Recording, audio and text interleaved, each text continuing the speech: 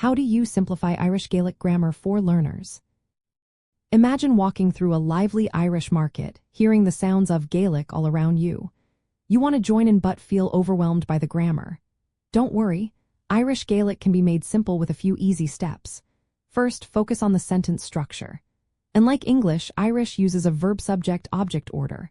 That means the verb usually comes first. For example, instead of saying the dog ate the food, in Irish it's ate and madra and bia. Getting used to this pattern helps you form basic sentences faster. Next, learn the two main words for to be. Irish uses ta for states and conditions, and is for identification. Practice when to use each one.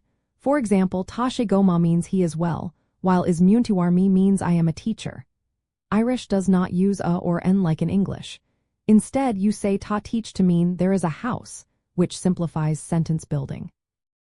There are only about 11 irregular verbs in Irish, so mastering them is easier than in many other languages. Focus on these to get comfortable with verb forms. Another key feature is lenition, where you add an H after the first consonant to soften it. For example, bod bo becomes beachade in certain sentences.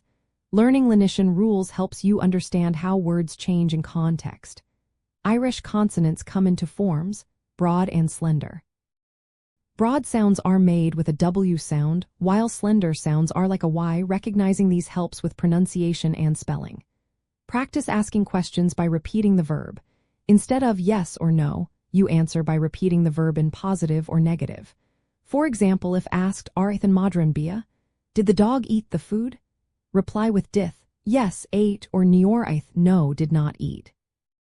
Using simple phrases like daya gwid for hello, slán for goodbye, and is ainam dom for my name is helps you start conversations quickly. Focusing on these basics makes learning Irish Gaelic easier and more fun. With consistent practice, you'll find yourself understanding and speaking more confidently, even while traveling through Ireland.